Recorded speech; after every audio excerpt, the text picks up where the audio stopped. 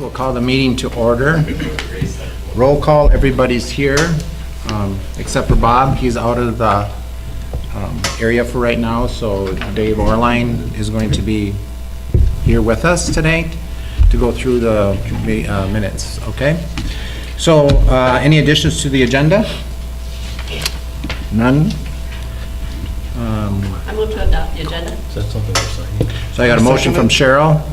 I'll second it. Second from Bruce. Any other further discussions? Hearing none, all in favor signify by aye. Aye. Opposed, same sign, and carried. District 741 is proud of McDonald's for providing staff with lunch on August 28th, and also Central Minnesota Federal Credit Union for providing lunch on August 29th for our staff. So we really appreciate, staff really appreciated it, I'm sure, for those kind donations for them. So, anybody here from public comment? No. We'll go ahead and approve to correct the minutes from the August 29th, 2017 regular school board meeting and the August 23rd special school board meetings. They were in your packet. I move approval. We got a motion from Rick. Second. Second from Randy. Any other further discussions? Hearing none, all in favor signify by aye. Aye. Opposed, same sign, and carried. Tonight, we basically have the consent agenda and then a couple of reports. So with that, I'm just going to read a couple of these consent agendas that we're going to be voting on all at once. And one is, most of them are all adding some hours to the preschool or in the PAWS program. The first one is going to be from a .94 to a .1 for the preschool readiness, and that is Lisa Itchy. And then the other one is hiring of Amy Spanier for the PAWS program for 0.25 hours per day effective. That one's kind of a little bit different because she's also in preschool readiness, and the PAWS program needs just 30 minutes of that time to be added to her day. Number 3 is review and consider increasing hours for Amy Spanier preschool readiness assistance from 6 to 6.5 hours per day effective September 13th. Number 4, review and consider approval increase in hours for Cheryl Porter for paraprofessional from 6 to 6.5 per day effective the 13th of September. The next one is review and consider approval increase in hours for Maggie Gilmore for the PAWS program assistance from 7 to 7.5 per hour per day effective September 13th. And then we have number 6, so it's a little different, which would be review and consider approval of a lane change for Max Maher from a BA to a MA. Again, that is part of his contract, so that's why that's on the consent agenda. So if you have any questions, we can answer that too. Number 7, review and consider approval of authorizing Max, the activities director, to enter into a facilities agreement with Regions 3A and Region 5A. And again, Max is here if you have any questions about that, but basically that is for us to participate in those areas after, for continuous play. For playoffs. Playoffs, there you go. That's the word I was looking for. So, and then the last one is review and consider hiring Brad Pence for a long-term substitute teacher effective August 28th through approximately November 3rd. So those are the 8 items on your consent agenda. If anybody has any questions about either one of them, just go ahead and ask them at this point in time. If not, I'd really entertain a motion to approve them. Motion to approve. Second. I got a motion from Lou and a second from Rick. Any other further discussions? Hearing none, all in favor signify by aye. Aye. Opposed, same sign, and carried. No business tonight, and no personnel information. So what we're going to do is go to the informational report, and we're going to start off with the elementary school principal report from David Orlang. Okay, can I sit here? Yes, you can. All right. Well, the school year's off to a great start. We kind of looking at things a little bit different this year. Our theme for the year is to renew, refresh, and rethink. And so we've done really well in a lot of areas over the last few years, but we just felt it was time to evaluate what we're doing and see if we need to make any changes or if there are some things that we can do better. So we're going to really focus on 4 areas. First one is going to be homework, and we are going to really take a look at our homework policy, what homework is.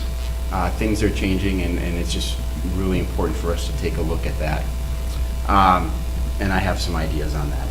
But student discipline and positive behavior, that's another area that we're going to be looking at, and we're going to be researching a program called PBIS, which is a positive behavioral intervention and supports, and that's a program that a lot of school districts, I think there's like 600 and some schools in Minnesota that are using that program, and it goes all the way through 8th grade. So we're going to be researching that this year, and then we are looking at student and family mental health, and we're going to spend a lot of time being educated on some of the issues that our families and our students are facing and that really ties into the discipline and the homework and all of that. So we're kind of tying those things together.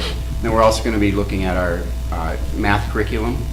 We already started in August with that, and we are continuing we're going to be researching different programs that are out there, and we're going to be focusing our PLCs on looking at data, looking at gaps between grade levels and things like that, and we're planning our October 18th in-service will be completely centered around math and looking at those things. We have a lot of new faces in the building with our 3- and 4-year-old programs, and we're feeding more students, and we are for breakfast and lunch, and we're trying to work through the logistics of the hallway. At the end of the day, we have our fishbowl by the main office where parents pick up their students, but the first couple of days we added another 20 some kids or whatever it was, and so we're just kind of working on things like that as we continue through the year. Any questions for me? The only question I have is when you get to the point where you know what you're going to be doing with your homework and stuff, if somebody could come and give I think you probably would, but it would be nice to know exactly what you're going to come up with and stuff like that. Yeah, we're going to be, it's actually quite fascinating, the research and the things that are out there, and disciplining students for not doing homework and how we look at that. Why aren't they doing the homework? Is it because of issues going on at home or lack of resources and things like that, and then looking at ways that we can accommodate students so that everybody has the same opportunity to get homework, and then what homework is. Is it meaningful? Is it, if a student has already mastered a skill, then, is homework necessary for that skill? And so we're just kind of looking at all that. It's really interesting. I think it would be very fascinating when you come down to it and figuring out what it is, and be a great venue for us to really understand what is going on in the elementary for that purpose. Last year we did a survey with elementary teachers, a homework survey, and so we have those results too that we go through. So good, super. All right, Community Ed Director Matt Dickhausen. Got that on you now? Yeah. I can go up there and tape you. All right. A couple things I'll pass out here for my report tonight, the brochure, and our summer report that we get to the city and township for their support. Okay, thanks for adding the time for our preschool and preschool plus. Our numbers so far for that are, we have 10, this would be for preschool plus, so these would be kids that would be in school all day. We have 10 3-year-olds within the plus program, and we have 35 4-year-olds in our plus program. So we have a great staff, but it makes it interesting because when we have that overlap time, that's the time you added some time, we'll have 44 kids, 3 and 4-year-olds for an hour and a half. So as we talked about, just logistics for feeding and for washing hands and all of that, it's, we're starting to get a routine down, but we have great staff there, and I'm it's, sure you're a pro at that, right? I only had 3 kids I don't mind. 4 It's hard enough getting those 3 ready. So yeah, that's, starting off really well. We have 3 sections of 4-year-old preschool and 2 sections of 3-year-old preschool this year. Quite a few other new programs, of course, in the brochure. We won't go over all those, but if you ever have any questions on any of those, let me know. We are already at 88 kids in our PAWS program for this school year. And when we get to the summer report, we'll see there we ended that with 101 kids. So if you would have told me that 4 years ago, I would have said no way, but it's really growing. We're very happy to have that extra room right now, 157, the old computer lab for our older kids. We have so many of these new families we're seeing with the 4-year-olds are also doing PAWS, so they're there a long day. So yeah. Let's go over the summer report. You can see the numbers there. Right on inside, we had 1,247 participants in our programs. You can see kind of the breakdown there. Most of them were all pretty consistent within the past. We're always trying to offer new programs in that too. Our summer concert numbers were down a little bit this year. There just seems to be so many options now for concert. Everyone has concerts now, but I think we'll continue that. And like I said earlier, this is the report that we give to the city and township. We break down city of Paynesville and Paynesville Township. The city was up in numbers this year. The township was about the same. And these would be unduplicated, registrations for that. So we appreciate their support.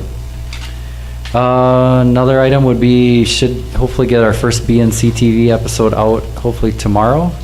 And remember the Dancing with the Stars coming up.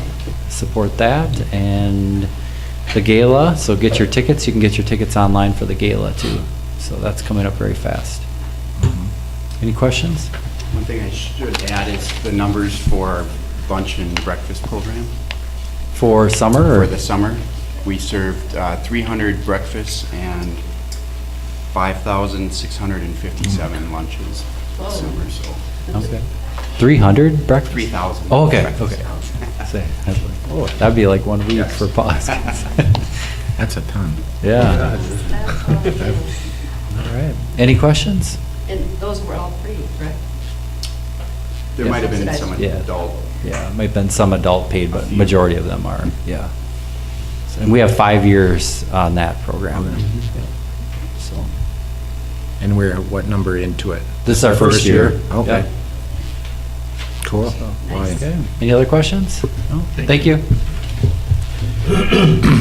Activity Director, Max Maher. Yes, bring your magnifying glasses. Funny, we were just This was a talking lot about bigger that. on my screen when I printed it than when I went to the printer and got it off the printer, but Oh, my bifocal will still make it, I think. Barely.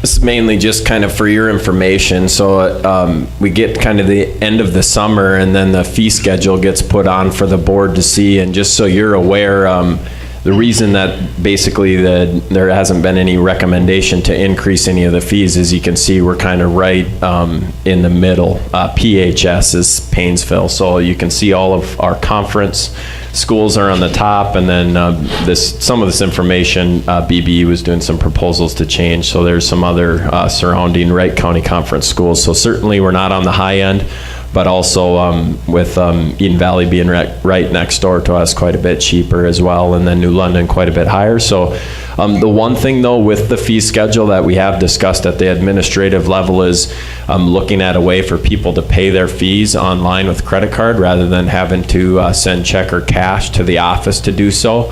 And I know that then it incurs a cost, whether it's a 2 or 4% or something like that. So I do know that one thing that Kimball does is if you pay your fee online, then you pay a surcharge as a convenience fee or whatever it is, and there's a lot of people that still do that. So I'm going to get the information from them of what percentage of people take advantage of that, and that's maybe an option that we could look at as we look to do that. One thing that I would really like to do is use the same venue that they do for lunch and things like that, so they just have one place to go to be able to do those fees.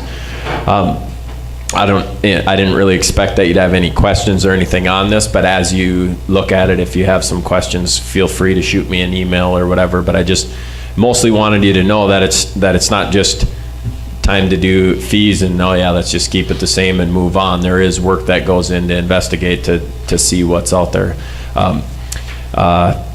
Our cross-country numbers have increased quite a bit. We'll have full scoring varsity girls and boys, and they're doing well. Our volleyball is off to a fantastic start. They'll have their next home match on Thursday. Football had a bounce-back win on Friday, and we'll be home again this Friday. The region facility use agreement that you saw, basically the State High School League, that is their event. So that's like a formal process. They hire myself or some other school personnel to run it. So technically the school is not running that event. So you'll see different things being paid throughout that. The region actually pays for that, and then you can't do like 50-50 drawings, or you can't do other school functions during those events. And that's I think maybe over the last 4 years, maybe they started doing that, where you had to do a facility use agreement. If you don't do it, you just can't host an event, which it's worth doing the agreement. But that's it. So the steel and new windows on the football and track tower project got finished last week, Friday morning, just in time for our Friday home. But it looks like a brand new tower if you haven't seen it. I had people ask me, hey, did you guys build a new tower? You go inside and you know it's not new, but really that's fantastic, because the builders that we had out there said that thing's in great shape, and so it should last us a long time. No more water problems. We were getting water going in holes, and we would have had to replace some type of siding or something on there to keep it. And it's taller than anything that we go to anywhere else. So in my opinion, it's the best one that there is. We get high quality film. There's plenty of room. We got a lot of storage in the lower level and the second level. And that project was just completed. That was part of our 5-year capital plan. That's been there a while too, that tower. It's the original one, I think, right? Yeah, So 73. and it was fantastic. The problem is with the wood siding, it was starting to rot in some places, or there'd be some holes, and different lights that were on were taken off and water getting in. And so then once you get water in there, and rot and wood and stuff is a problem. But I think that thing should be good to go for a long time, and it looks nice. And so we went with the neutral colors to match the school and the baseball stadium. And so as we look forward to do some facility stuff, we would anticipate matching the softball stuff in with that to match that. So it's looks good. Tomorrow morning I have a hockey co-op meeting. Just a couple of changes that I'll be looking at from a hockey standpoint. They used to rotate a home rinks between boys and girls every other week. They're looking at just doing a half of the season in one spot and then flipping. So basically Paynesville will still be hosting half of those events, but then it won't be a constant moving for the kids. I don't know that that's really that big of a change, but one of the items on the agenda will be discussion about reducing the number of schools that are in the co-op. If you followed, and a couple years ago, actually last year, they added a cut policy, but that's not really what's driving this, although I think you guys know how I felt about that and where I stood on that. But the State High School League changed their membership co-op agreements. And so basically they used to add all of the enrollments of all the schools together, and then that was what your total enrollment was for your co-op. Now they just take a percentage.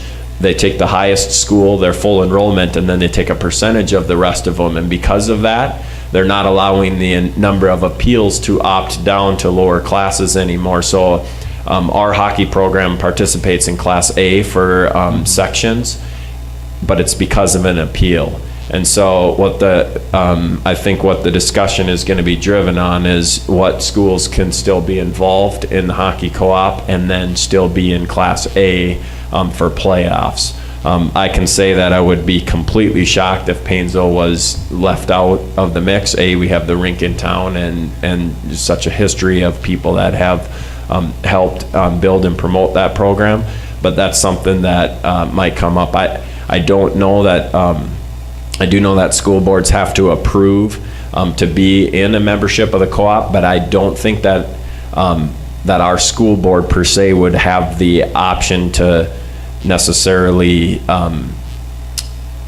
vote to propose other schools being discluded or not, or we would have a say, but we would only be one number. So I think because it's grown into such a large entity that there's 8 schools or something, if there's only 3 schools that are included, and this is just, I'm just giving you a heads up, and also not all of this might be exactly how it takes place, but let's say it's Ricori, Paynesville, and New London in the co-op, well, that's 3 out of 8 votes, so that's not gonna pass, right, from those other schools. So it might be Ricori decides they're not gonna renew the co-op and they're gonna propose a new one to Paynesville and New London to join them, if that makes sense. And so basically the numbers come from Paynesville, New London, Ricori, and Albany. That's kind of the schools, but and then I think also from the AD standpoint, we try to make sure that the kids are taken care of in the other schools too, as well, so they do have an opportunity to go out there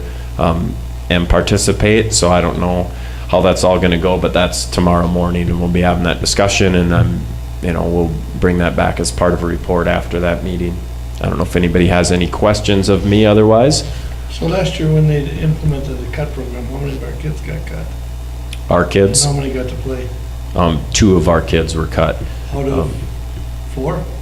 For the boys, Yeah. we had 8 boys, so out of 10. So 2 of the kids got cut. Yeah, one of them participated in Junior Golds, which is Metro Hockey League. So his practices and games are basically down in the cities. And then another one was young enough to participate still at the youth association level, and I think he just didn't participate. So, you never, I hear of some kids that are saying they probably aren't going to go out just because they think they might be cut or, whatever, but. Well, when it came up and I had talked to some individuals about it, the numbers were gonna go away in a couple years anyway. So you implement something that was, I'm not sure solves anything, because it wasn't they already had the numbers and it wasn't going to exist in a couple of years. They were gonna back to having to try and get enough people to play. Yeah, they were looking at it. It's not a it. good time at all to have older brother get kicked out because he's cut, and then 2 little brothers or little girls decide not to go into it because they don't want to waste their whole high school to get cut. Right, yeah. So I didn't actually like that one at all, and I know where you sat on it, but. Yeah, so and that's the other thing is, if you look at reducing the schools, then do you not have enough, kids to participate? You know what I mean? So then what, just to get down to Class A, but now you don't have enough kids, and you don't have a JV, and you don't have a varsity, and you can wreck your program that way too. I mean, if that's what it takes for us to have a program, then maybe we need to participate in 2A, and that's just part of it, but. Well, do your thing. That's what I like to say. I think you're taking care of us quite nicely there. Any other questions for me? Thank you. Thank you. Okay, number 4, other board sharing and administration. I was just going to mention one thing, and I don't have the technology to figure this out, but on Facebook a while back, I got a little video about vocational training in Germany. And if you go, I don't know if you go on Facebook and just put vocational training in Germany, if you can find it, but it was excellent. And it was comparing the German system to our system, and it's kind of backed up a lot of things that Bob's been telling us about the fact that maybe we push college too much and we don't give enough, I'll say glory, but to the other jobs that need to be done. And the way Germany goes about it, it was really good. So if anybody gets a chance to look at that. Okay. Thanks. Anybody else? All right, Motion to adjourn? all right, we got a motion from Lou. Second from Randy. Any other further discussions? Hearing none, all in favor signify by aye. Aye. Opposed, same sign, and carried.